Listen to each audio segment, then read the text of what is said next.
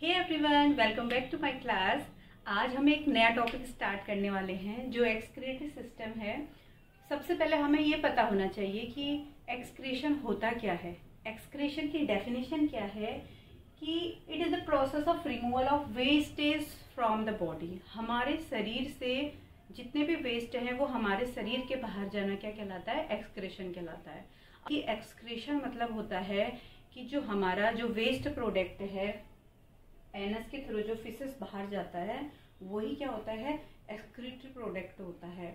वही क्या होते हैं? वेस्ट प्रोडक्ट होते हैं। जैसे हमने खाना डाइजेस्टिव सिस्टम में हमने बहुत अच्छे से पढ़ा है कि कैसे यहाँ पर खाना डाइजेस्ट होता है और जो अनडाइजेस्टेड होता है और जिसका जो अनएब्जॉर्ब फूड होता है वो क्या हो जाता है? एनएस के थ्रू बाहर आ जाता है। और जितनी भी हमारे शरीर में मेटाबॉलिक रिएक्शंस होती हैं उनसे क्या बनते हैं? नाइट्रोजनस वेस्ट बनते हैं। ये नाइट्रोजनस वेस्ट क्या होते हैं? अमोनिया, यूरिया और यूरिक एसिड।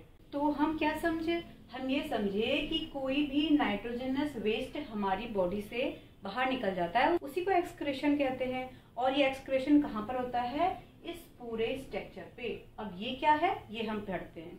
तो जो ये सिस्टम दिख रहा है ना, इसका बस एक यही काम नहीं होता, इसका एक काम और होता है ऑस्मो रेगुलेशन का। तो व्हाट इज ऑस्मो रेगुलेशन? अब ऑस्मो रेगुलेशन क्या है? ऑस्मो रेगुलेशन है balancing of salt and water. हमारी बॉडी में क्या होता है? जो जितना भी पानी होता है, जितना भी नमक होता है, ये उसका बैलेंस करता है। जैसे सपोज हमारी बॉडी में नमक ज्यादा हो गया तो वो क्या करेगा? यूरिन के थ्रू बाहर आएगा। हमारी बॉडी में वाटर ज्यादा हो गए तो वो हमारी बॉडी में यूरिन से बाहर फेंक देगा। कौन सा? ये सिस्टम। और अगर हमारी बॉडी में पानी की कमी हो रही है तो कौन बचाएगा हमारी बॉडी को? ये किडनी के वाटर को कहीं नहीं जाने देती है, बचा के रखती है। ऑस्मो रेगुलेशन का काम ही यही होता है कि बैलेंसिंग, दोनों की बैलेंसिंग करनी है। ज्यादा भी नहीं होने देना है और कम भी नहीं होने देना है। क्योंकि हम क्या है? हम ऑस्मो रेगुलेटर्स हैं। हम क्या करते हैं? हमारी बॉडी खुद से ही बैलेंसिंग कर लेती है, कहाँ पर ज्यादा है कहाँ पर कम है, किसको ज्यादा करना है किसको कम करना है। पता है balancing of water and salt क्या कहलाता है? Osmo regulation. तो अगर हम कहें कि एक्सक्रीटरी सिस्टम क्या करता है तो हम कहेंगे एक्सक्रीटरी सिस्टम के क्या हैं? दो काम हैं। एक काम तो क्या है? एक्सक्रीशन करना, यानी कोई भी जो वेस्ट होंगे नाइट्रोजनस वेस्ट उसको हमारे शरीर से बाहर निकालना। दूसरा क्या करना? ऑस्मो रेगुलेशन करना। ऑस्मो रेगुलेशन मतलब हमारी बॉडी में नमक और पानी का बैलेंस करना। ज्यादा है तो उसको बाहर कर देना और कम है तो उसको बचा के रखना। तो अब देखो, एक्सक्रीशन के थ्रू जो एक्सक्रीट प्रोडक्ट होते हैं वो तीन टाइप से बनते हैं। एक होता है अमोनिया, एक होता है यूरिया और एक होता है यूरिक एसिड। ये तीनों क्या है? वेस्ट प्रोडक्ट है। अमोनिया क्या होता है?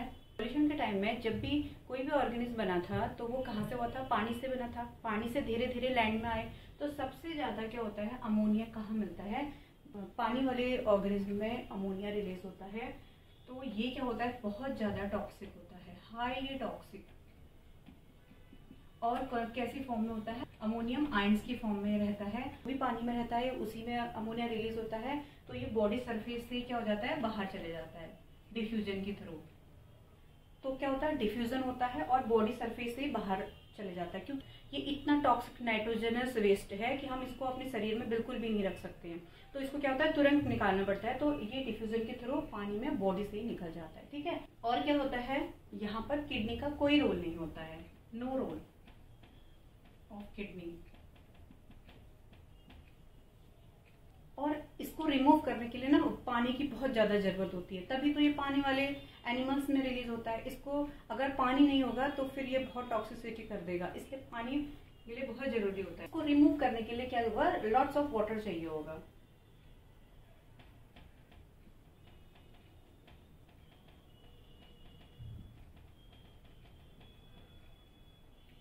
तो क्या हम अमोनिया रिलीज कर सकते हैं? नहीं, क्योंकि हम तो क्या होता है? लैंड पे हम अब पानी इतनी मात्रा में है ही नहीं कि हम अमोनिया रख सकें। तो कहाँ पर मिलता है अमोनिया? जो क्या होते हैं? पानी में मिलते हैं। ठीक है। और जो पानी में मिलते हैं उनको कहते हैं अमीनोटैलिक।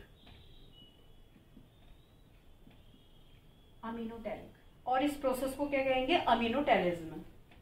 अमीनोटैलिज्म। ठीक है। अब बात करते हैं यूरिया की। यूरिया क्या है? लेस टॉक्सिक है। टॉक्सिक तो है लेकिन लेस टॉक्सिक है। क्या ये हमारे बॉडी में बनता है?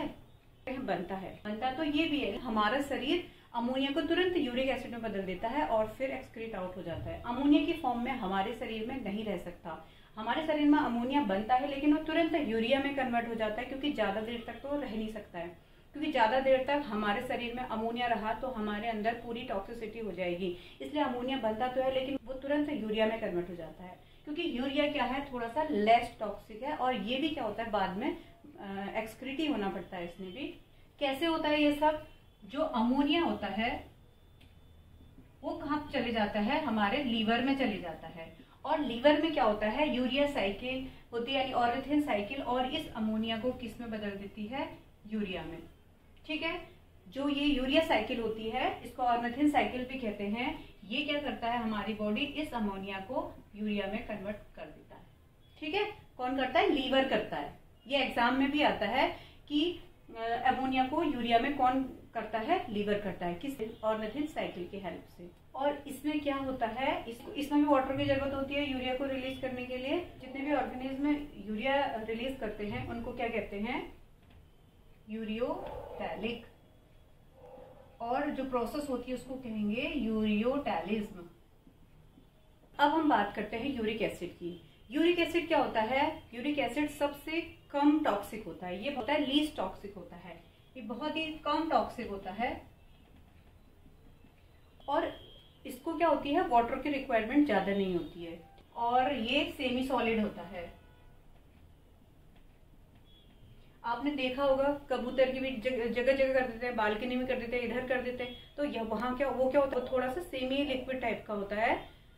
और ऐसे ऑर्गेनिज्म को क्या कहते हैं, यूरिकोटैलिक। और ये प्रोसेस क्या कहलाएगी, यूरिकोटैलिज्म। अब हम एक बार इनके एग्जाम्पल देख लेते हैं कि अमीनोटैलिक कौन होते हैं, यूरियोटैलिक कौन होते हैं और यूरिकोटैलिक कौन होते हैं। देखो, जो अमीनोटैलिक होते हैं वो कौन कौन से होते हैं, स्पॉन्जेस। जितने भी हमने स्पॉन्जेस पढ़े थे और जितने भी नाइडेरिया पढ़े थे, जितने भी बोनी फिशेस पढ़ी थी, एम्फीबियंस, वो सब किस में आते हैं, वो कैसा एक्सक्रीटरी प्रोडक्ट है उनका, अमोनिया है।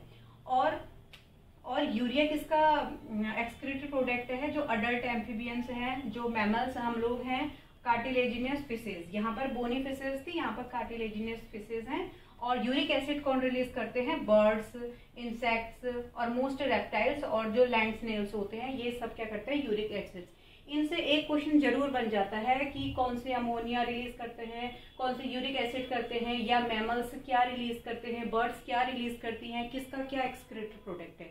तो ये सब चीजें आपको आनी चाहिए।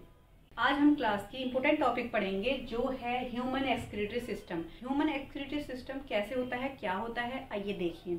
ये मैंने एक रफ डायग्राम बना रखा है। ये देखिए, किडनी, क्योंकि एक्सक्रीशन कौन करता है, किडनी करता है। अभी हम एक जनरल आइडिया देख लेते हैं, उसके बाद हम डिटेल से पढ़ेंगे कि हमारे बॉडी में दो टाइप की किडनी होती हैं। ये जो हमारा हाथ, ये हमारा क्या है, राइट हैंड है, तो ये लेफ्ट किडनी होगी। और ये हमारा लेफ्ट हैंड है तो ये होगी राइट किडनी। ठीक है, बिल्कुल अपोजिट होता है, क्योंकि अगर हम ऐसे खड़े हो जाएं तो ये लेफ्ट है, ये राइट है, तो इसलिए ब्लैक बोर्ड में ये लेफ्ट और राइट। अगर हम ऐसे लिखेंगे तो ये क्या हो जाती है, लेफ्ट और ये राइट। ठीक है, तो किडनी से क्या होते हैं, दो इस तरीके से पाइप जुड़े रहते हैं, इनको कहते हैं यूरेटर। ये ट्रायंगुलर स्ट्रक्चर में जाती है, जिसको कहते हैं यूरिनरी ब्लैडर। और ये यूरिनरी ब्लैडर क्या होता है, यहाँ से हमारा यूरिन बाहर आ जाता है, जिसको कहते हैं यूरेथ्रा। ठीक है, ये स्ट्रक्चर आपको बहुत अच्छे से याद हो जाना चाहिए कि किडनी होती हैं, किडनी से क्या होती हैं, यूरेटस, यूरिनरी ब्लैडर से, यूरेथ्रा से होते हुए यूरिन बाहर आता है। ठीक है, अब देखो, किडनी भी तो एक ऑर्गन है ना, किडनी को भी तो काम करने के लिए एनर्जी चाहिए, उसको भी तो ब्लड की जरूरत होती है। तो इसमें क्या होता है, ब्लड आता है, कहाँ से आता है, रीनल आर्टरी से इसमें ऑक्सीजनेटेड ब्लड आता है। और रीनल वेन से क्या हो जाता है, जो डीऑक्सीजनेटेड ब्लड है वो बाहर चले जाता है। देखिए ये कैसे वर्क करता है। तो देखो, किडनी का स्ट्रक्चर पढ़ लेते हैं।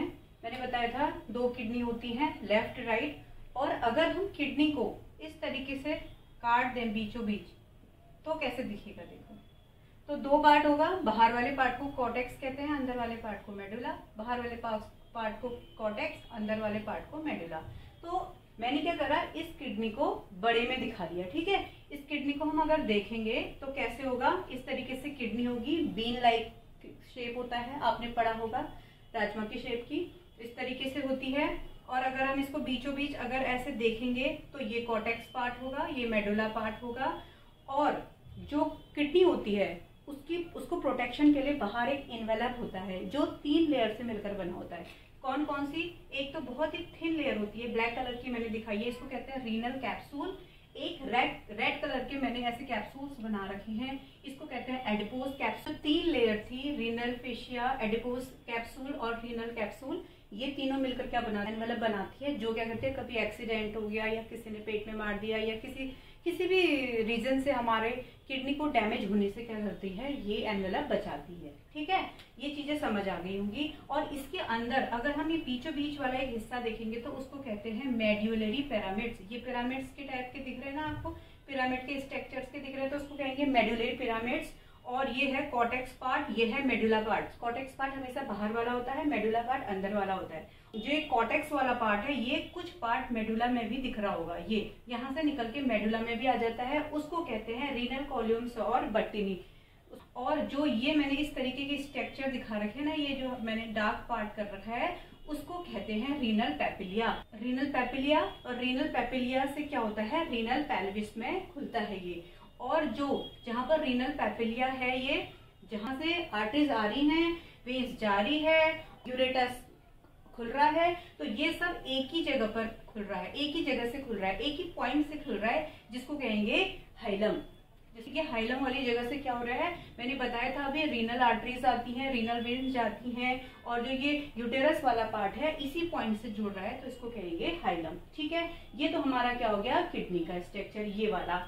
अब हम पढ़ेंगे ये यूरेटस वाला पार्ट। तो ये हमारा है यूरेटस। यूरेटस में भी 3 लेयर्स होती हैं, वही बाहर वाली क्या होती है, कनेक्टिव टिश्यूज की बनी होती हैं, और जो अंदर वाली होती है मस्कुलर लेयर की बनी होती है, और जो ट्रांजिशनल एपिथेलियम जो अंदर वाली लेयर होती है। ठीक है, और ये क्या होता है, यहाँ से यूरिन आता है। और जो मस्कुलर लेयर है ना, इसको क्या कहते हैं, इसमें कौन सा मूवमेंट होता है, पेरिस्टेटिक्स मूवमेंट्स, जो क्या होता है, कॉन्ट्रैक्शन, रिलैक्शन, जो हमारी फूड पाइप में भी होता है, ये वाला पेरिस्टेटिक मूवमेंट क्या होता है, फूड पाइप में भी होता है, जो क्या करता है, फूड को इस तरीके से नीचे ले जाता है। उसी तरीके से क्या होता है, इस मस्कुलर लेयर में भी इस तरीके का मूवमेंट होता है, जो यूरिन को, वैसे तो ग्रेविटी की वजह से यूरिन को नीचे जाने होता है, लेकिन इस मूवमेंट की वजह से भी क्या होता है, यूरिन इजिली नीचे आ जाता है। ठीक है, अब यूरिन यहाँ इसके होते हुए उसके बाद कहाँ पहुंच जाएगा, यूरिनरी ब्लैडर में।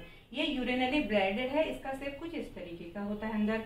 अब इसमें क्या होते हैं, 2 टाइप्स के स्पिंटर लगे होते हैं। ये स्पिंटर भी क्या करते हैं, कॉन्ट्रैक्शन रिलैक्सेशन का काम करते हैं। इसमें भी इस तरीके से 3 लेयर होती हैं, बाहर वाली कनेक्टिव टिश्यू होती है, अंदर वाली ट्रांजिशन एपिथेलियम होती है, और बीच वाली मस्कुलर होती है। लेकिन यहाँ पर कौन सा मूवमेंट होता है, ये यहाँ पर होता है डिट्रूसर। डिट्रूसर आता है एग्जाम में। डिट्रूसर कहाँ पर होती है, ये लेयर, ये मस्कुलर लेयर होती है, जो यूरिनरी ब्लैडर के जो बीच वाली होती है, मिडिल वाली होती है। ठीक है, इसमें 2 स्पिंडल लगे रहते हैं, जिसे इंटरनल स्पिंडल कहते हैं, और बाहर वाले को एक्सटर्नल स्पिंडल। क्योंकि और इसमें क्या होता है, जैसे ब्लैडर जब भर जाता है ना, तो फिर ये कॉन्ट्रैक्ट करता है, तो ये स्पिंडल खुल जाते हैं, जिससे यूरिन बाहर चली जाती है। ठीक है, तो एक ओवरऑल एक्सप्लेनेशन था किडनी के बारे में। 2 तरीके की किडनी होती हैं, जो यूरेटर से होकर, यूरिनरी ब्लड से, यूरेथ्रा से होकर यूरिन जिसमें बाहर चले जाता है, और किडनी का कैसे फंक्शन करती है, यूरेटर से कैसे होते हुए, यूरिनरी ब्लैडर से होते हुए कैसे यूरिन बाहर आ जाता है।